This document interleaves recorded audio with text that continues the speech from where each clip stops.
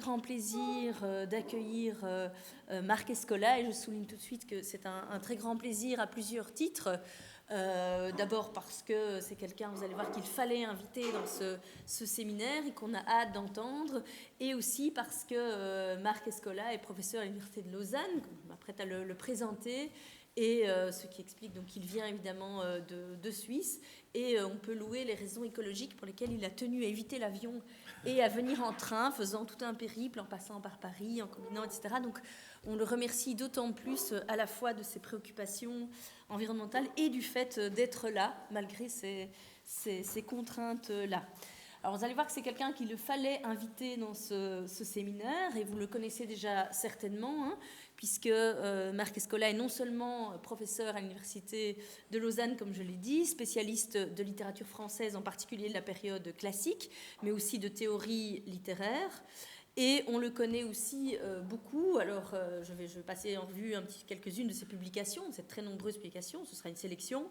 Mais on le connaît aussi à travers son implication très importante dans le site de Fabula, qui n'échappe à personne, puisque c'est la plateforme absolument incontournable de tous les littéraires, et même au-delà des littéraires. Donc Marc Escola est depuis le début une cheville ouvrière de cette plateforme. Il est actuellement le président de l'association Fabula, membre du comité scientifique, et particulièrement responsable des ateliers de théorie littéraire sur Fabula. Et il nous expliquait il y a quelques instants le travail colossal que ça demande. Et là, je pense que tous les chercheurs en littérature lui sont extrêmement reconnaissants à ce titre-là.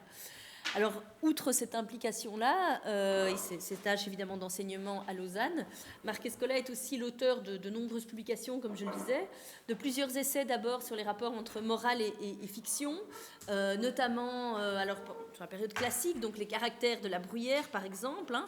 C'est un livre qui date de 1999, on prononce à la belge chez Champion, donc brève question d'herméneutique et rhétorique du discontinu. Aussi sur les fables de La Fontaine, très beau titre, Lupus in Fabula, paru en 2004, et sur les contes de Perrault, en 2005 chez Gallimard.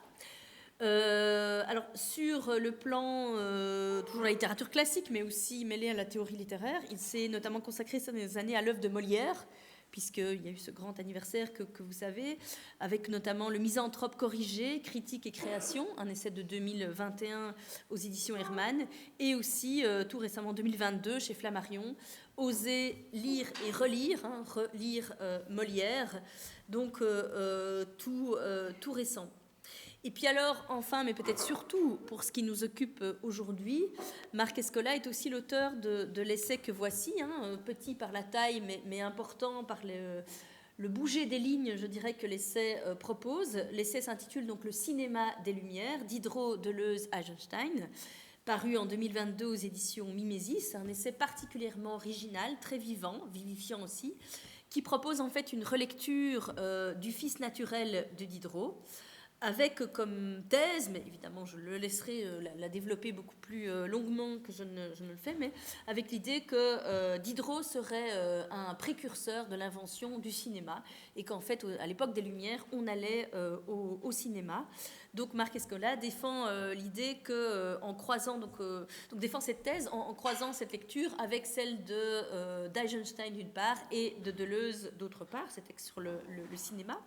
Et je dirais que ce faisant, on peut dire qu'il ne craint pas la pensée de l'anachronisme, mais d'un véritable anachronisme, qui n'est pas, disons, l'espèce de petit péché des historiens, mais qui est plutôt soutenu, un anachronisme qui est soutenu par une vraie philosophie de l'histoire et de l'herméneutique, et qui se permet donc de relire audacieusement des textes du passé à l'aune du contemporain. Et c'est par là que Marc Escola est en plein, je dirais, dans le sujet de notre séminaire, hein, penser au présent, et c'est pourquoi il nous est paru tout à fait indispensable de l'inviter aujourd'hui. Je remercie encore très très chaleureusement de cette invitation. Donc vous le voyez, il va nous parler aujourd'hui exactement du cinéma au siècle des Lumières. Donc je vous souhaite une très bonne séance. Merci beaucoup de cette invitation. Alors je vais vous présenter dans un instant un exposé sur Diderot, mais qui fera, où ce que Borges appelait la technique de l'anachronisme délibéré jouera un rôle moteur. Mais je voudrais d'abord vous vous expliquer que l'exposé est issu d'un séminaire sur le théâtre de Diderot que j'ai donné à des étudiants de 2e et 3e année à l'université de Lausanne. J'ai proposé à ces étudiants de lire la première pièce de Diderot, le Fils naturel, une pièce qui date de 1756, avec son encadrement théorique, les entretiens sur le Fils naturel, qui ont été rédigés par Diderot en même temps, comme encadrement de la pièce, et puis l'essai de la poésie dramatique qui paraît quelques mois plus tard. Alors évidemment, pour des étudiants de 2e ou 3e année, c'est un corpus un peu ingrat. Le Fils naturel, c'est un drame en 5 actes, inspiré de Goldoni, sans vraie tension dramatique. Alors j'en propose un petit résumé, si vous voulez bien, ça sera utile pour la suite.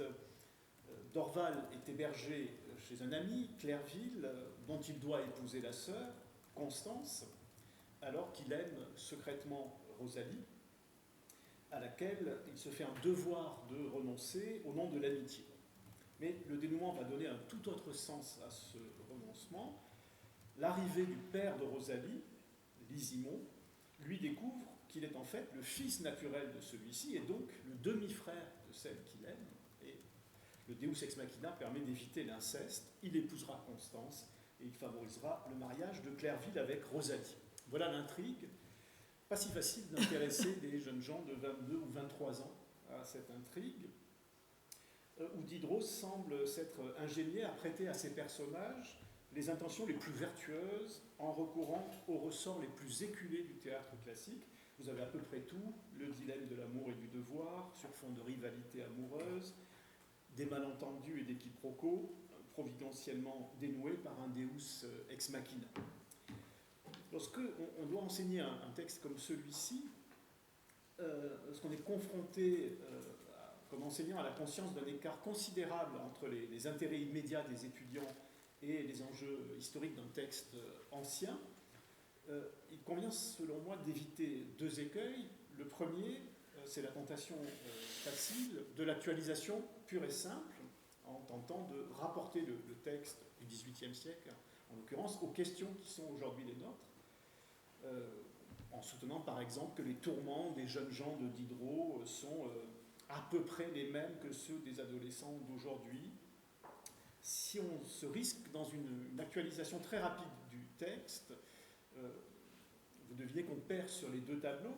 On est conduit à gommer les spécificités historiques du texte, tous les moments où il résiste à l'actualisation, et par exemple les valeurs relatives aux conditions sous l'Ancien Régime, ou bien la question de la générosité comme valeur aristocratique. Mais surtout, on perd en actualisant, parce qu'on montre aux étudiants, si on montre aux étudiants que les textes d'hier nous parlent d'aujourd'hui, en réalité on les encourage à préférer les textes d'aujourd'hui. L'inceste, tel que le présente Diderot au dénouement du Fils naturel, leur paraîtra bien conventionnel en regard d'autres textes contemporains qui traitent de l'inceste, et nous n'en manquons pas depuis 2 ou 3 ans. Le second écueil, il est symétrique au premier, on est peut-être devancé, c'est l'historicisme, une lecture très archéologique des textes du passé, qui viserait à reconstituer la signification que l'œuvre a pu avoir pour ses premiers destinataires, retracer le système des genres dramatiques dans les années 1750, dire quelque chose de l'héritage de Goldoni, parler des théâtres parisiens. Il y a tout un travail de reconstitution tout à fait légitime, mais qui ne doit pas nous amener à traiter l'œuvre comme un document ou comme un témoignage sur un état du théâtre au milieu du XVIIIe siècle. Il ne faut pas que l'œuvre devienne un objet de pure connaissance historique. Il faut faire en sorte que le texte continue à nous parler aujourd'hui, qu'il y ait un véritable dialogue entre le texte du XVIIIe siècle et nous qui le lisons aujourd'hui. Alors, au fil des ans, j'ai essayé de forger une sorte de geste inspiré des réflexions sur l'anachronisme qui avaient été proposées dans les années 90 par Nicole Laureau, d'un côté, par Jacques Rancière, de l'autre, qui, dans l'intervalle, ont très largement inspiré, je pense, ces 2 textes, les travaux de Georges Didier Huberman, et notamment un essai que vous avez sans doute lu, donc il a peut-être été déjà question ici, Devant le temps, qui est paru en 2000. Et les textes sur l'anachronisme étaient très nombreux à la fin des années 90, au tournant du siècle, et on avait consacré avec l'équipe Fabula un séminaire à ces questions d'anachronisme à l'ENS. Alors le geste que j'ai tiré de ces lectures sur l'anachronisme, je peux le baptiser du nom de triangulation. Il consiste à poser à un texte du passé, avec la plus grande brutalité, une question pour nous contemporaine. Le cas échéant, une question qui revêt pour nous une réelle actualité, et de façon délibérément anachronique en quelque sorte. Aller vers le texte du passé avec une question qui nous importe aujourd'hui, mais sans en attendre une vraie réponse, en sachant même que le texte sollicité n'y répondra pas, il n'a aucune raison d'y répondre, c'est une question pour lui imprévue. Faisant cela, il ne s'agit pas d'amorcer une actualisation, mais d'essayer d'évaluer à travers une série de perturbations ou de brouillages, dans un premier temps, les effets de redistribution que le dépaysement opère dans le matériau textuel lui-même. À tout coup, il y a des choses qui bougent dans la lisibilité du texte. La question imprévue, la question anachronique, elle va éclairer des pans du texte qu'une approche strictement historienne ou étroitement historiciste laisserait dans l'ombre. Mais le geste vaut aussi et surtout par les effets de retour qu'il suscite. Le texte ancien va nous autoriser à reformuler un peu autrement notre question de départ, la question actuelle qu'il vient dépayser à son tour, qui nous invite peut-être à reconfigurer. Mais si je parle de triangulation, pour traiter de ce qui nous apparaît peut-être comme un classique jeu d'aller-retour entre le passé et le présent, c'est que d'expérience, le va-et-vient fait bien souvent émerger un troisième lieu théorique, une troisième pointe, ou plutôt un troisième terme, une troisième question qui vient inscrire les deux époques confrontées dans un triangle, en autorisant à les envisager l'une et l'autre selon un angle également neuf. Dans l'aller-retour, il y a un troisième terme qui émerge, et ce troisième terme nous donne un point de vue également neuf sur les deux époques, mais réenvisagé avec des angles inédits. Alors je donne tout de suite un exemple pour échapper à la pétition de principe ou aux déclarations d'intention. Il sera évidemment très rapide, sans rapport avec mon exposé ensuite, mais pour nourrir la discussion au-delà de l'exposé.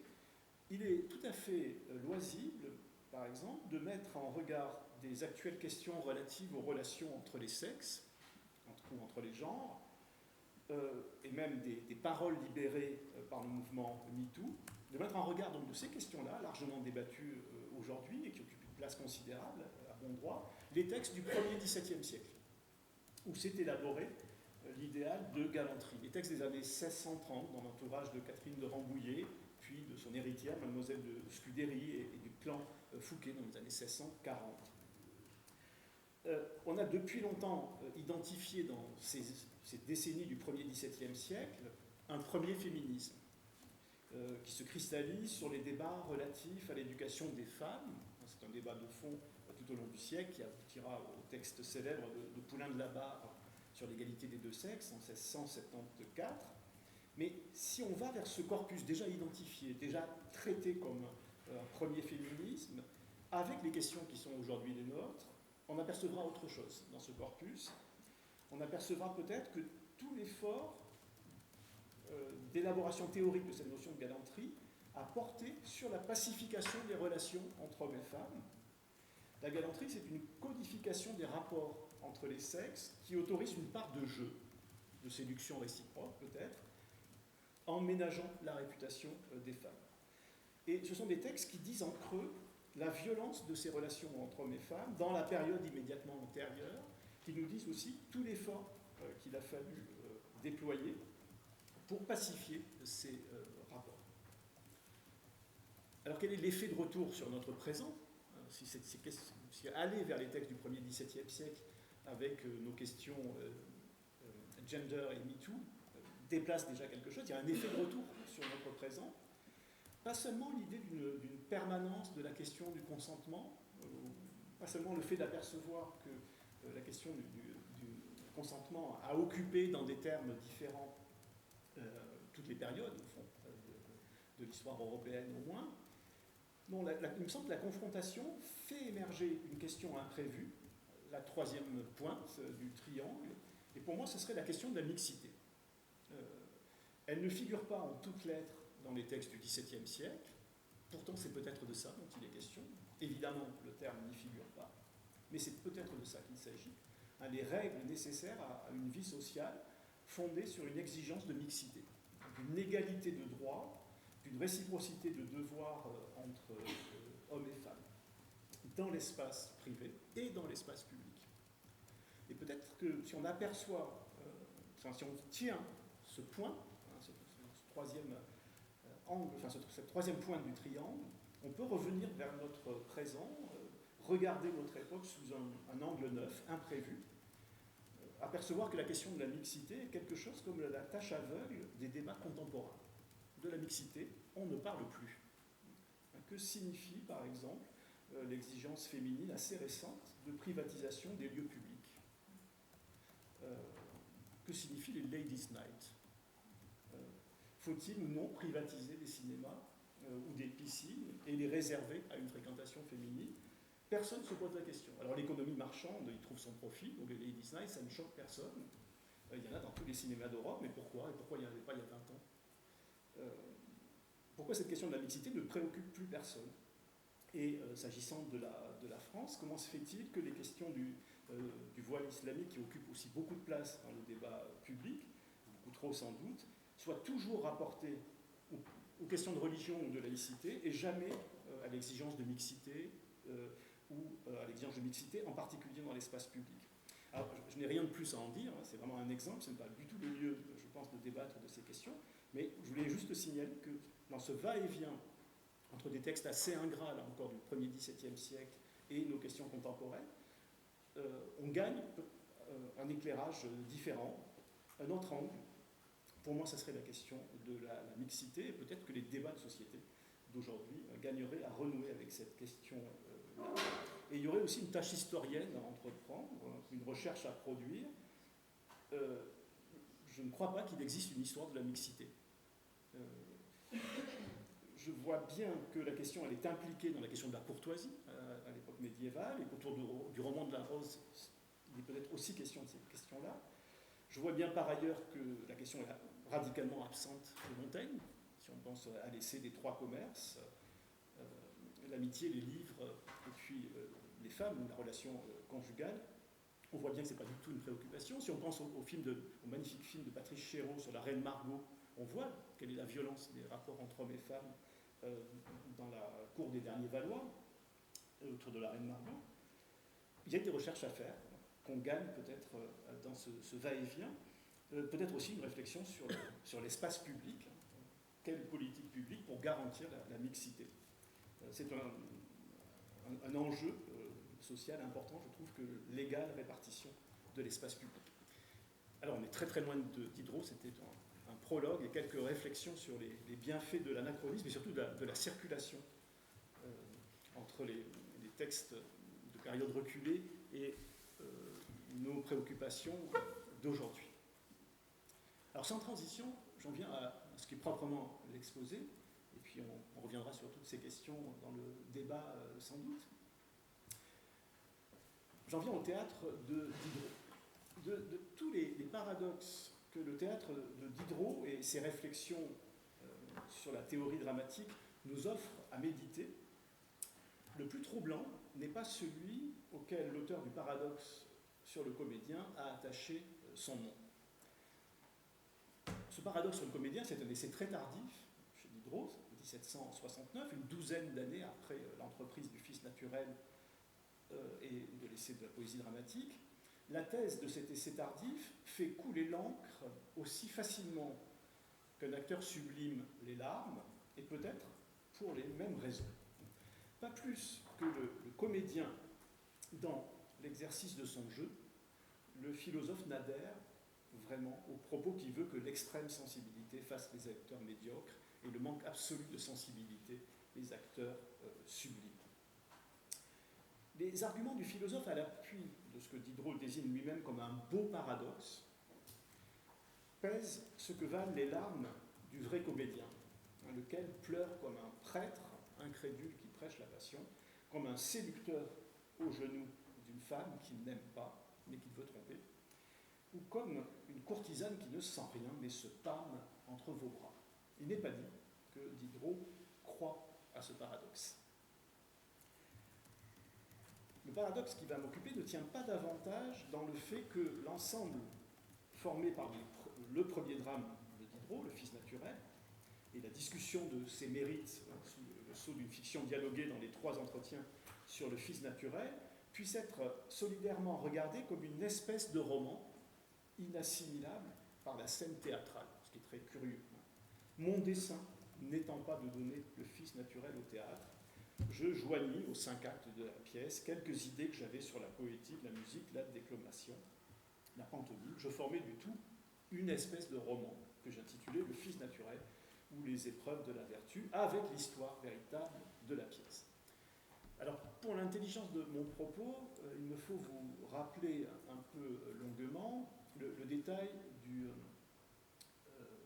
dispositif qui conditionne l'élaboration de ce que Diderot nomme un peu plus tard, avec plus d'audace, son système d'action dramatique.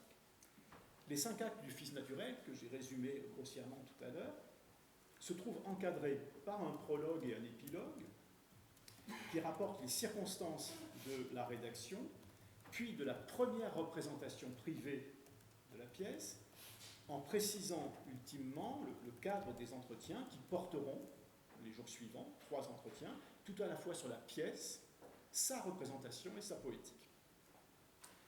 Donc prologue, 5 actes, épilogue, et puis les 3 entretiens. Dans le prologue, un philosophe que tout invite à assimiler à Diderot lui-même, à commencer par la mention de la parution du 6e volume de l'encyclopédie, qui permet de dater exactement l'épisode d'octobre 1756. Donc un philosophe narre à la première personne sa rencontre à la campagne avec un personnage nommé Dorval, personnage sombre, mélancolique, devenu depuis peu l'étonnement et l'entretien du canton, nous dit le prologue, à la suite d'un événement dont la nature n'est pas exactement précisée. Une fois entendu de la bouche même de Dorval le détail d'une histoire dont le lecteur n'a pas vraiment le sommaire, sauf les lignes que vous avez derrière moi, le philosophe fait valoir que ces épreuves mériteraient de faire l'objet d'un ouvrage dramatique. Et Dorval l'informe alors que cette pièce est déjà écrite. Il vient juste de l'écrire. Il l'a rédigée à la demande de son père, Lysimon, lequel est à la veille de sa mort et a souhaité que l'épisode décisif de l'histoire familiale puisse être consigné comme un texte dramatique pour être rejoué en manière de commémoration privée par ses protagonistes eux-mêmes. C'est donc une représentation que la famille va se donner à elle-même d'un épisode qui s'est déroulé quelques semaines auparavant. Voici quel était le vœu du père adressé à son fils Dorval, qui sera par là devenu dramaturge. Si tu voulais, ce serait la morale d'une pièce dont une partie de notre vie ferait le sujet et que nous représenterions entre nous. Il ne s'agit point d'élever ici des tréteaux, mais de conserver la mémoire d'un événement qui nous touche et de le rendre comme il s'est passé. Nous le renouvellerions nous-mêmes tous les ans. Cérémonie, commémoration, dans cette maison, dans ce salon. Les choses que nous avons dites, nous les redirions. Tes enfants en feraient autant, et les leurs et leurs descendants. Et je me survivrai à moi-même, et j'irai converser ainsi d'âge en âge avec tous mes neveux. Dorval, penses-tu qu'un ouvrage qui leur transmettrait nos propres idées, nos vrais sentiments, les discours que nous avons tenus dans une des circonstances les plus importantes de notre vie, ne valut pas mieux que des portraits de famille qui ne montrent de nous qu'un moment de notre visage, et non pas un épisode de notre histoire familiale. Dorval a répondu trop tard au vœu de son père, lequel est mort avant d'avoir pu jouer son propre rôle dans la cérémonie commémorative. Le deuil a rejeté un temps la pièce dans l'oubli, Mais Dorval s'est laissé convaincre par les autres protagonistes du drame d'en donner une représentation dans le cadre familial le dimanche suivant. Et le philosophe, celui qui dit je, Diderot, lui extorque une invitation à Dorval si j'osais. Dorval dit ni oui ni non, je verrai. Mais quelques jours après, le dimanche matin, il m'écrivit aujourd'hui, à 3 heures précises, à la porte du jardin. Venez. Je m'y rendis, j'entrai dans le salon par la fenêtre, et Dorval, qui avait écarté tout le monde, me plaça dans un coin, d'où, sans être vu, je vis et j'entendis ce qu'on va lire. Donc, notre lecture des 5 actes de la pièce est supposée épouser ou correspondre à la représentation dont le philosophe a été, par effraction, l'unique spectateur. À une scène près, qui est la dernière. La chose nous est signalée à la toute fin du prologue, qui en diffère l'explication. J'entrais dans le salon par la fenêtre, je me plaçais dans un coin, j'entendis et je vis ce qu'on va lire, excepté la dernière scène. Une autre fois, je dirai pourquoi je n'entendis pas la dernière scène. Et l'épilogue va nous l'apprendre, après les 5 actes. J'ai promis de dire pourquoi je n'entendis pas la dernière scène. Voici, Lysimon n'était plus. On avait engagé un de ses amis, qui était à peu près de son âge, et qui avait sa taille, sa voix, ses cheveux blancs, à le remplacer dans la pièce. Le vieillard entra dans le salon. Ce vieillard entra dans le salon, comme Lysimon y était entré la première fois, tenu sous les bras par Clerville et par André, qui jouent leur propre rôle, couvert des habits que son ami avait apportés des prisons anglaises où il a séjourné. Mais à peine y parut-il, ce comédien qui porte les vêtements du père, alors que les autres jouent leur propre rôle, à peine y parut-il que ce moment de l'action remettant sous les yeux de toute la famille un homme qu'elle venait de perdre et qui lui avait été si respectable et si cher, personne ne put retenir ses larmes. Dorval pleurait, Constance et Clerville pleuraient, Rosalie étouffait ses sanglots. Le vieillard qui représentait Lysimon, comme un comédien, se troubla, se mit à pleurer aussi. La douleur passant des maîtres domestiques devint générale et la pièce ne finit pas.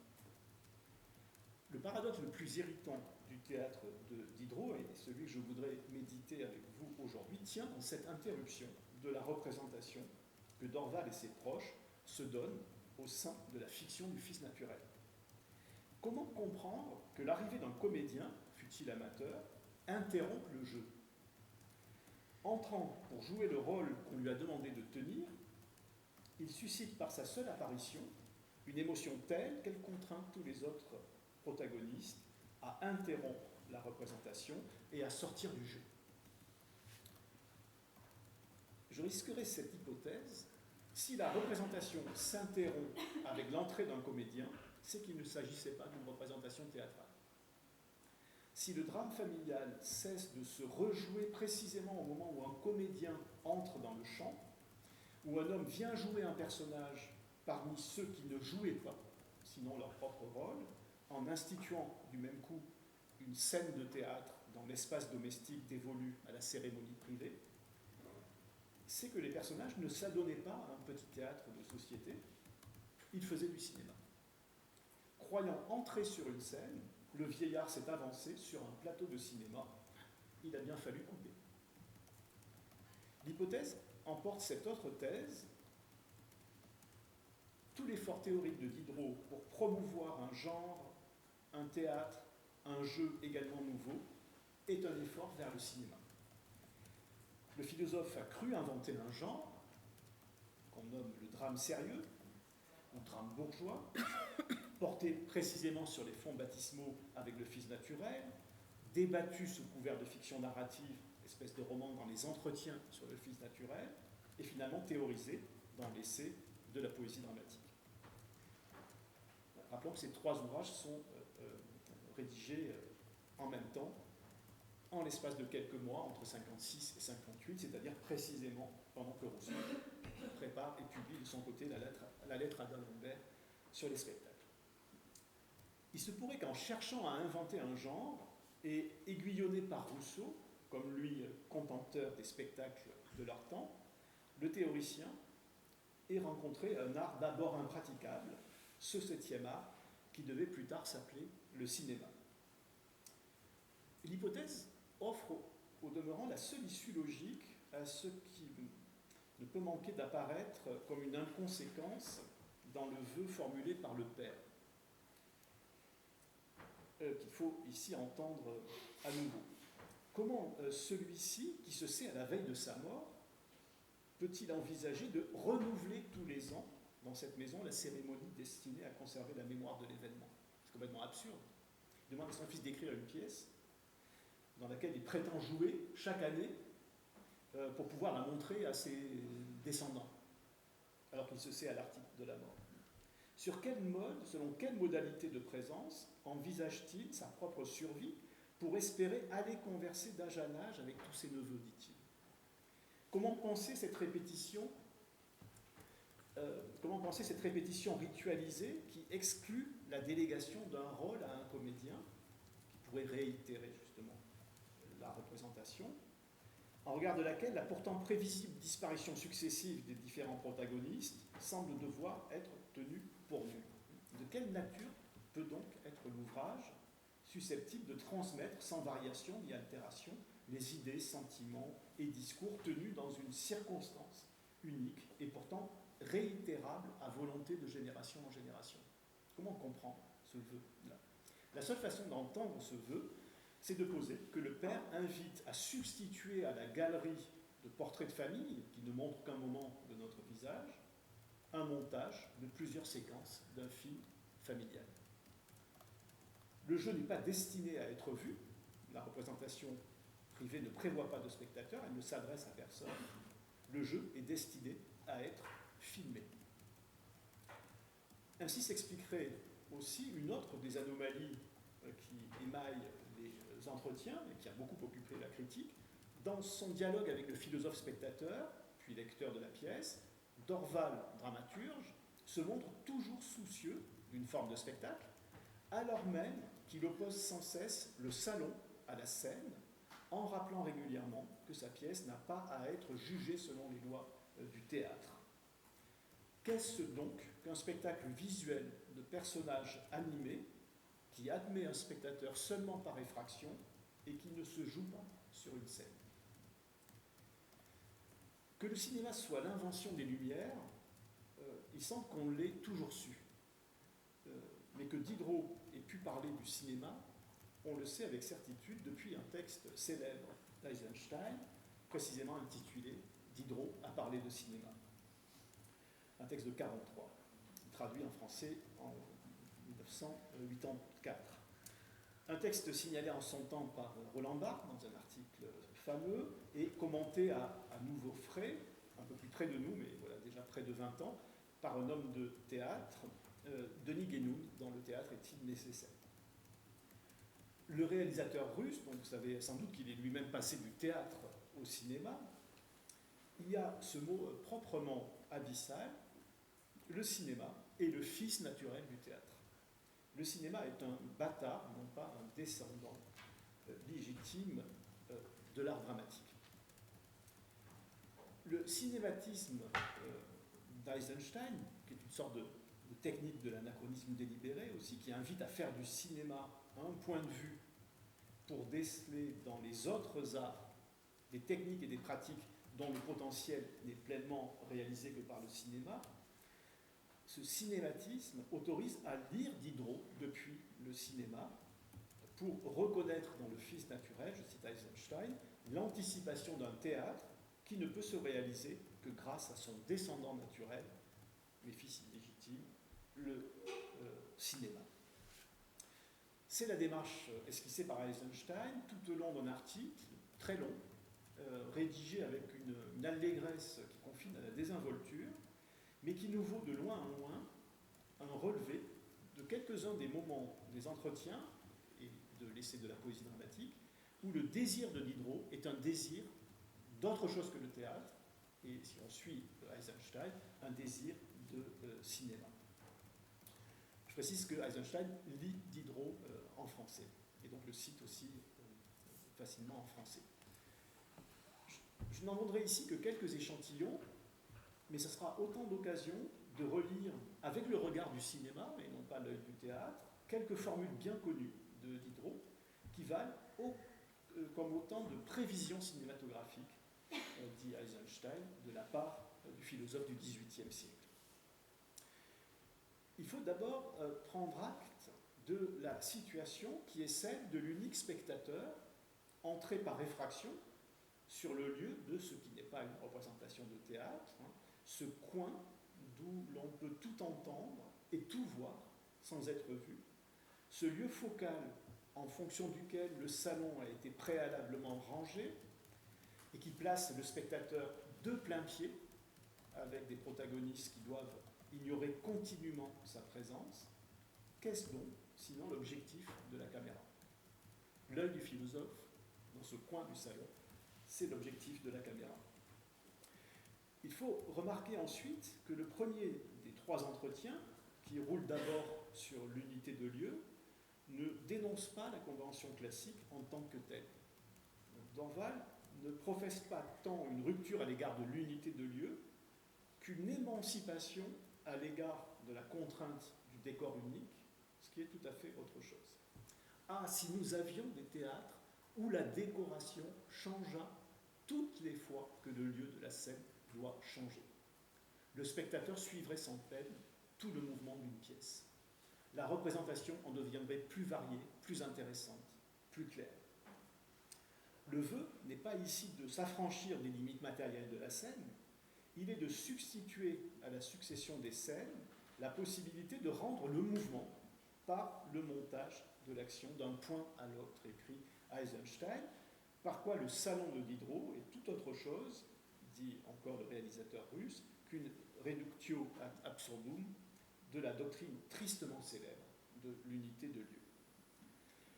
Pour Diderot, l'idéal de l'unité de lieu n'était en rien synonyme de magma d'événements en un lieu de l'action, mais de lieu unique pour chacune de ces phases. C'est-à-dire ce qui se trouve déjà à la base du travail du metteur en scène au cinéma, lequel choisit à chaque nouveau cadre le seul point où l'événement se déroulant réellement va se fixer avec le plus de précision dans les consciences.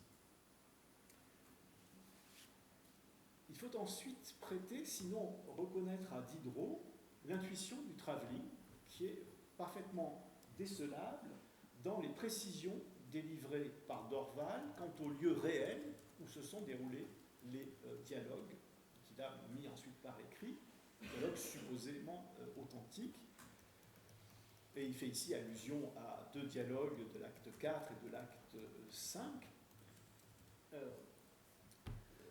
Dans l'histoire telle qu'elle s'est effectivement déroulée, dit-il, je me promenais avec Constance dans cette grande allée sous les vieux marronniers que vous voyez, lorsque je demeurais convaincu qu'elle était la seule femme qu'il y eût au monde pour moi.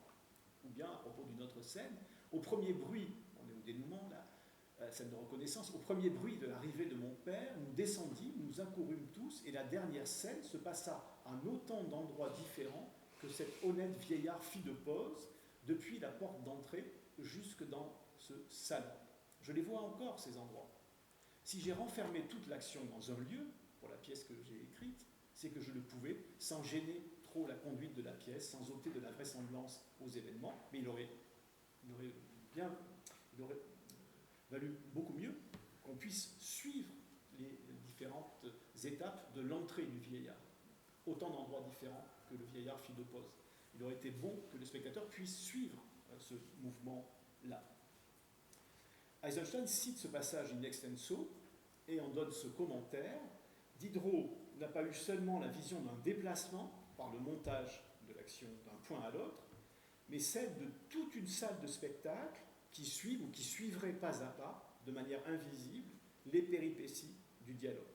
C'est-à-dire faire ce qu'accomplit sans peine le ciné-panorama, on dirait aujourd'hui le travelling, glissant sur les rails, soit dit en passant, une forme camouflée de montage, le plus souvent appréciée de ceux qui reculent devant le montage à découvert dans la construction d'une scène, d'un dialogue.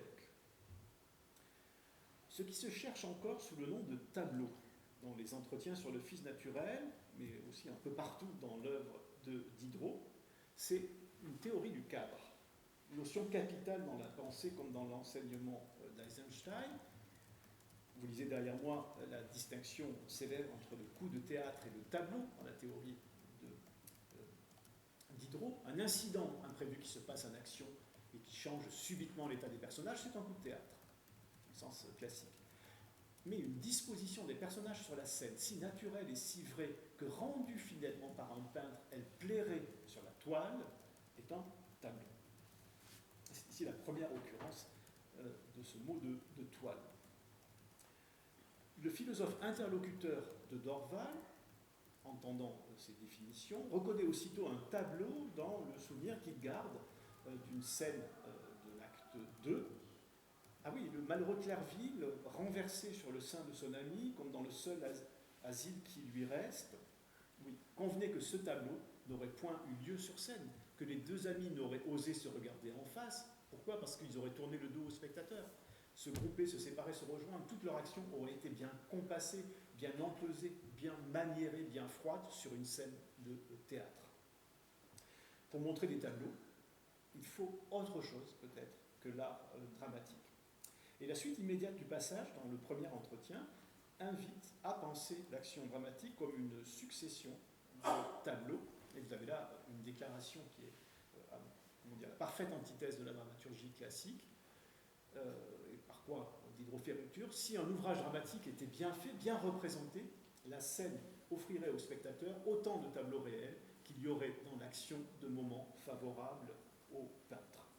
Commentaire d'Eisenstein, qui cite l'intégralité de ce passage, il parle d'or, Diderot, avant de détailler sa propre manière de travailler, qui consiste à découper par le rectangle du cadre un fragment d'événements vivants. Au fond, ce qui se cherche dans les entretiens, c'est la seule chose dont le cinéma pourra légitimement revendiquer l'invention, le principe du montage. Eisenstein épingle dans l'essai de la poésie dramatique, qu'il lit également en français, cette phrase bien faite pour le réjouir: le spectateur devrait être au théâtre comme devant une toile où des tableaux divers se succéderaient par enchantement. C'est la deuxième occurrence de ce mot de toile, de cette formule devant une toile, sur une toile. Eisenstein met encore au crédit d'une intuition du montage la réforme du lieu théâtral que préconise Dorval dans le second entretien. Sur nos théâtres, on ne peut jamais montrer qu'une action, tandis que dans la nature, il y en a toujours de simultanées, dont les représentations concomitantes, se fortifiant réciproquement, produiraient sur nous des effets terribles. Ils attendent, pour se montrer, un homme de génie qui sache combiner la pantomime avec le discours, entremêler une scène parlée avec une scène muette, tirer parti de la réunion de deux scènes et surtout de l'approche ou terrible ou comique de cette réunion qui se ferait toujours. Nul doute qu'Eisenstein se soit spontanément rangé parmi les hommes de génie que Diderot appelait de ses voeux. Il suffit de se plonger dans ses écrits, et tout particulièrement dans ses leçons sur Balzac, Zola, Dostoïevski, pour comprendre qu'il partageait, en tout cas avec le Diderot des salons, une imagination visuelle sérielle, qu'il faut dire cinématographique, plutôt que picturale. Voici une déclaration très célèbre aussi de Diderot, mais dans les salons, cette fois, salon de 1767. À force de regarder les productions des peintres, j'ai pris l'habitude d'arranger mes figures dans ma tête comme si elles étaient sur la toile. Troisième occurrence. Je les y transporte. C'est sur un grand mur que je regarde quand j'écris. On pourrait ajouter à ce relevé des moments où Diderot invente le cinéma, ou rêve d'un art dramatique qui ne serait plus le théâtre, mais qui serait peut-être le cinéma, on pourrait ajouter une autre idée, l'idée de la synchronisation, ou plutôt de la désynchronisation, en isolant ce passage d'un texte antérieur, la lettre sur les sourds et les muets, qui date de 54, où Diderot suggérait que pour bien éprouver la valeur d'un spectacle, il fallait y assister en se bouchant alternativement les yeux et les oreilles. Pour juger sainement de l'intonation, il faut écouter le discours sans voir l'acteur. Il faut aller au théâtre pour fermer les yeux, mais pour juger sainement du geste et des mouvements, il faut considérer l'acteur sans entendre le discours. Il faut se boucher les oreilles. Et les développements très longue sur la pantomime dans le second entretien et puis dans de la poésie dramatique, qui intéresse beaucoup Eisenstein, au fond, énumère les exigences qui seront celles du cinéma muet à la toute fin du XIXe siècle. Mais c'est sur la question du jeu de l'acteur que Eisenstein trouve en Diderot un peu mieux qu'un précurseur. L'auteur des Entretiens sur le fils naturel lui apparaît comme un recours au moment où il s'agit pour le réalisateur de fonder pour la première fois une méthode de formation au métier d'acteur de cinéma, à l'Institut de cinéma qui est déplacé à Alma-Ata pendant l'invasion allemande. Donc le texte sur Diderot, en fait, date de cette période-là. Eisenstein relit Diderot au moment où il doit mettre en place un enseignement, une méthode de formation au métier d'acteur de cinéma. À la notable exception de Denis Benoun, la chose a été mal perçue par les lecteurs récents de l'article d'Eisenstein, peut-être parce que la plupart d'entre eux n'ont eu accès à ce texte d'Eisenstein que dans une version tronquée qui était parue dans la revue Europe en 1984, qui ne comportait pas les développements sur le jeu. Si on se reporte aux œuvres d'Eisenstein, traduites par François Albera, qu'on lit le texte intégralement, on comprend, ça a été une surprise pour moi, que l'essentiel de la réflexion d'Eisenstein porte sur le jeu de l'acteur. L'essentiel des réflexions d'Eisenstein, la raison pour laquelle il est allé relire Diderot, vise à résoudre un problème et un seul. Comment empêcher les futurs acteurs de cinéma de jouer comme des comédiens de théâtre? Comment les amener à sortir du jeu? À l'écran, les acteurs jouent mal, même lorsqu'ils jouent bien. Citation que j'adore. À l'écran, les acteurs jouent mal, même lorsqu'ils jouent bien. S'ils jouent, c'est raté. S'ils jouent comme des comédiens de théâtre, c'est raté. Sauf exception très rare, on est donc en 1943, le jeu cinématographique continue d'être le fils naturel du jeu théâtral. Non pas au vrai sens de naturel, hélas, au sens d'illégitime. Plus exactement, d'illicite au cinéma, ou d'incompatible avec l'art cinématographique. Sauf rare exception, parce que les comédiens jouent comme s'ils étaient au théâtre, le cinéma n'est encore que du théâtre photographié.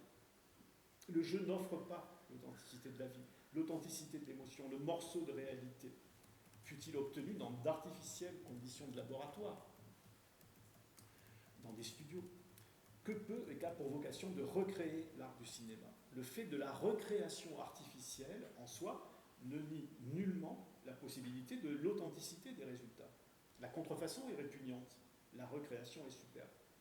Le beurre contrefait, la margarine, l'économie de guerre, est aussi repoussant que le plagiat. La glace, artificiellement reconstituée, est pleine du charme froid de la glace réelle. Ce qu'Eisenstein trouve chez Diderot, ce sont les conditions pour que les apprentis comédiens se défassent du jeu. On pourrait parler d'une déposition, comme on se défait d'une fonction, déposition préalable à leur exposition au dispositif de captation de la caméra et à leur imposition ultérieure sur la surface de l'écran. Eisenstein parle d'un travail de décapage à opérer pour chacun des comédiens. Et il nous invite à lire dans la fiction théorique du fils naturel une pensée du non-jeu. C'est encore un paradoxe, alors même que Diderot est l'exact contemporain des deux premiers traités sur l'art du comédien, celui de Raymond de Saint-Alpine, en 1747, ou l'art du théâtre de Riccoboni, en 1750, Diderot n'a pas du tout cherché à les lire durant l'entreprise de 1756-57. Il ne les a lus qu'après coup, semble-t-il. En tout cas, il les mentionne tous deux, 10 ans plus tard, dans le paradoxe sur le comédien, mais pas du tout en 56-57. C'est bien que dans la fiction du fils naturel, Diderot ne cherche pas à réformer le jeu, mais plutôt à théoriser autre chose que le jeu théâtral, un non-jeu. Il cherche à penser un mode d'actualisation, en l'occurrence, dans le cadre de cette fiction, le passé familial, qui n'est pas celui de la représentation théâtrale, qui est d'un autre ordre, qui n'est pas de l'ordre de l'incarnation d'un personnage ou de l'endossement d'un rôle, qui n'opère pas sur le mode du comme si.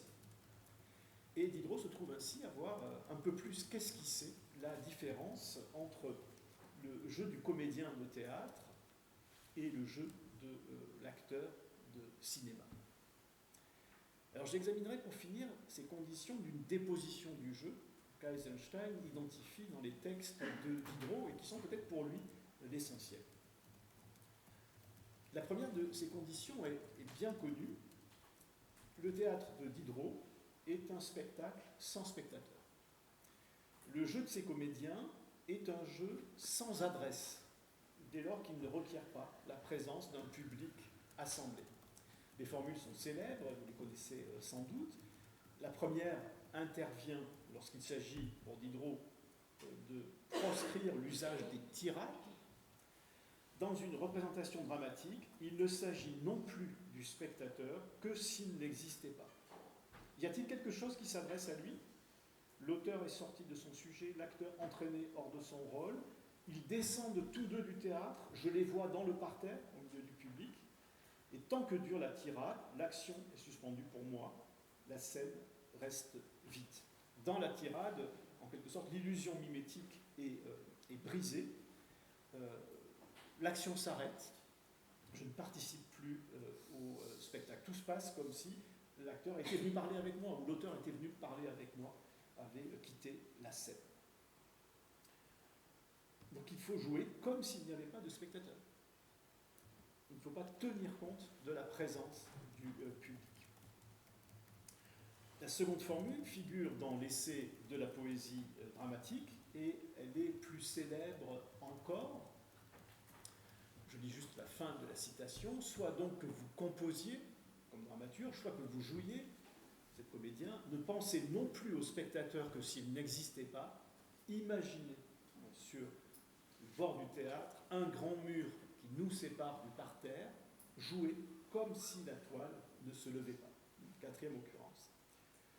Cette dernière phrase est citée en russe par Eisenstein, elle est placée en épigraphe de son article, et il rappelle que les recherches du jeune théâtre d'art de Stanislavski, auquel Eisenstein était associé quelques années en amont, furent étroitement liées à ce postulat d'un quatrième mur.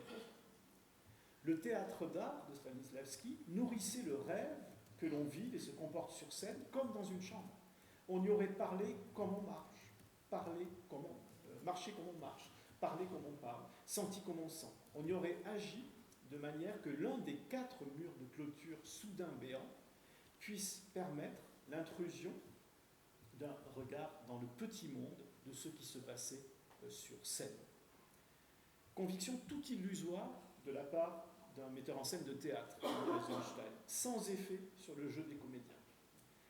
Pourquoi ? Parce que le théâtre se révèle structurellement inapte à abolir le fait même de l'adresse, d'un discours adressé. Ou, selon la formule de Denis Guénoun, à pratiquer cet abandon de la direction imposée par la présence du public. Le théâtre se définit par la coprésence du public et des comédiens, et les comédiens ne peuvent, quoi qu'on en dise, jamais ignorer le lieu du public et le fait que leur parole doit être adressée.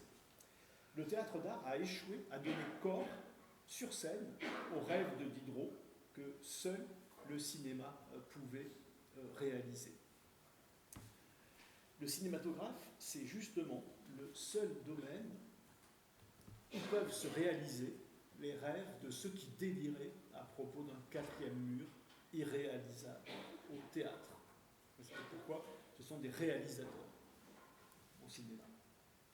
Ce qui est irréalisable au théâtre, ce n'est pas de poser la transparence d'un quatrième mur, c'est d'abolir la présence même du public. Qu'est-ce qui distingue pour un acteur un plateau de cinéma d'une scène théâtrale ? C'est de ne pas savoir d'où il est regardé. Le comédien de théâtre sait d'où il est regardé. L'acteur de cinéma ne peut pas l'anticiper. Il ne sait pas d'où il est regardé.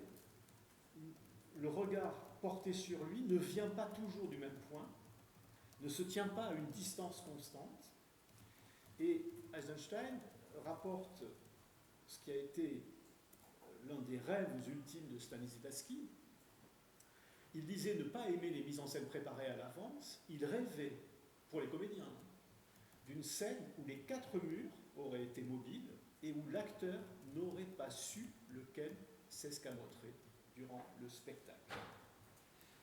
Il se trouve que cette scène débarrassée de sa frontalité, et qui commence à ressembler à un plateau de cinéma, Diderot en a tracé des plans, le premier encore, dans un texte que Eisenstein ne pouvait pas connaître, une lettre adressée à une comédienne, et aussi romancière, Marie-Jeanne Riccoboni, l'épouse de l'auteur dans les 2 premiers traités de l'art du comédien, elle-même comédienne puis romancière. Dans cette lettre très célèbre, très longue, à Marie-Jeanne Riccoboni, qui date de 1958, Diderot écrit ceci: « Je voudrais que vous eussiez pour vos répétitions un théâtre particulier, tel par exemple un grand espace rond ou carré, sans devant, ni côté, ni fond, autour duquel vos juges seraient placés en amphithéâtre. Je ne connais que ce moyen de vous dérouter. » Vous seriez obligé d'inventer un autre jeu si vous ne pouviez pas anticiper le regard du public. On est très proche, là, de ce qu'était le rêve de Stanislavski, d'une scène où les 4 murs auraient été mobiles et où l'acteur n'aurait pas su lequel s'escamoterait durant le spectacle. Pour dérouter définitivement le comédien, pour priver son jeu de toute direction et de la possibilité même de son adresse, il ne suffit pas d'effondrer un des murs, comme dans Le charme discret de la bourgeoisie de Buñuel, ni même de les escamoter tour à tour. Il faut encore effondrer les tréteaux, selon le mot d'Eisenstein, pour parvenir à la complète exposition de l'acteur. Et le réalisateur se réjouit qu'à l'Institut de cinéma d'Alma-Ata, on ait précisément démoli les tréteaux. Il n'y a plus de scène. On y a démoli les tréteaux. L'action scénique a été portée en milieu muré de 4 côtés. Le public est assis de tous les côtés, le metteur en scène circule, repérant le point de démonstrativité maximale du côté précis où l'action prend le plus de relief. Il déplace la caméra. Action qui ne cherche pas à être démonstrative par rapport à tel ou tel côté, de préférence aux autres. Les apprentis acteurs de cinéma doivent, dit-il, détruire l'estrade, anéantir les tréteaux dans les limites de leur propre technique de jeu. La réduction de la scène au salon, dans les entretiens sur le fils naturel, Dorval ne cesse de répéter « laissez là les tréteaux, rentrez dans le salon », n'a pas d'autre fonction que de permettre une telle exposition du comédien à un regard toujours imprévu. Poser dans la fiction de la cérémonie familiale que les comédiens ne jouent que pour eux, sans public, sans spectateur, c'est aussi signifier que le jeu se joue littéralement entre eux. Le jeu de chacun n'est adressé qu'à son partenaire, le jeu n'est plus porté au devant, vers un public, il reste entre eux. Le jeu se tient entre les personnages, et c'est là qu'il doit être capté par un dispositif qui est installé non pas en face, mais au milieu d'eux. Le jeu se tient entre les personnages, au lieu de se déployer dans l'intervalle qui sépare la scène des gradins. On trouve chez Diderot cette même insistance à situer le jeu au milieu des personnages. Par exemple, lorsque Diderot invite le dramaturge à se renfermer entre les personnages, à laisser le spectateur devenir ce qu'il voudra, à faire en sorte que tout l'intérêt soit relatif aux personnages. Ceux qui ont écrit de l'art dramatique ressemblent à un homme qui, s'occupant des moyens de remplir de troubles toute une famille, au lieu de peser ses moyens par rapport aux troubles de la famille, il les pèserait relativement à ceux qu'en diront les voisins qui observent la famille, qui sont des spectateurs. Et laissez les voisins, tourmentez vos personnages, soyez sûrs que ceux-ci n'éprouveront aucune peine que les autres ne partagent par sympathie ou par compassion. Je m'en tiendrai pour finir à cette réflexion d'Eisenstein qui forme la suite de sa précédente citation et où se résume l'essentiel de sa méthode de formation au métier d'acteur de cinéma. Le metteur en scène, souvenez-vous, circule parmi les apprentis sur le plateau muré de 4 côtés. La mise en scène, le jeu, l'interaction, la mise en place émergent entièrement de l'intérieur des relations entre les personnages. de l'intérieur de leur communication avec le milieu, l'entourage, l'espace, le décor. L'acteur ignore d'où peut le fixer l'œil de l'objectif. Il ne pense pas à lui, mais à son partenaire avec lequel il est lié par le jeu. Il ne pense pas à la rampe ou aux coulisses, mais à la porte qu'il attire, à la fenêtre par laquelle il a spontanément envie de regarder, au divan sur lequel il a envie de s'étendre, et il n'a pas à se demander si le public l'entendra. Une fois qu'il sera couché dans le divan, il ne doit pas plus se soucier du public.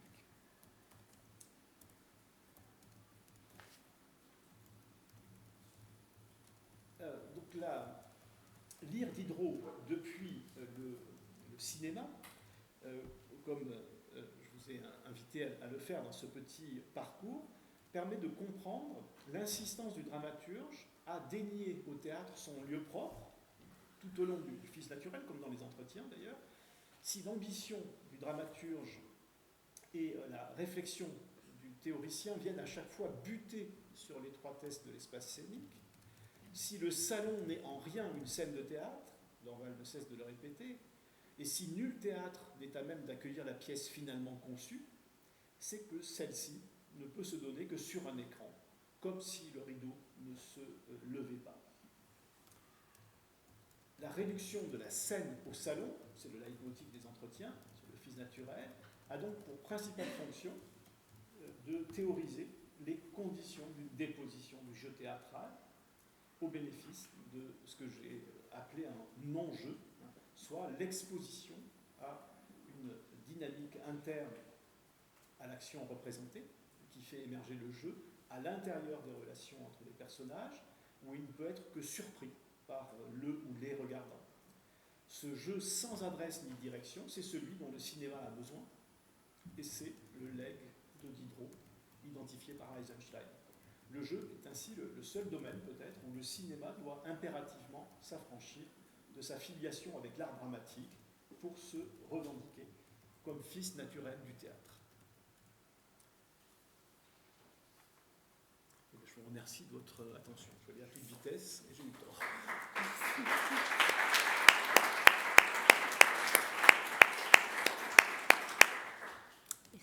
C'était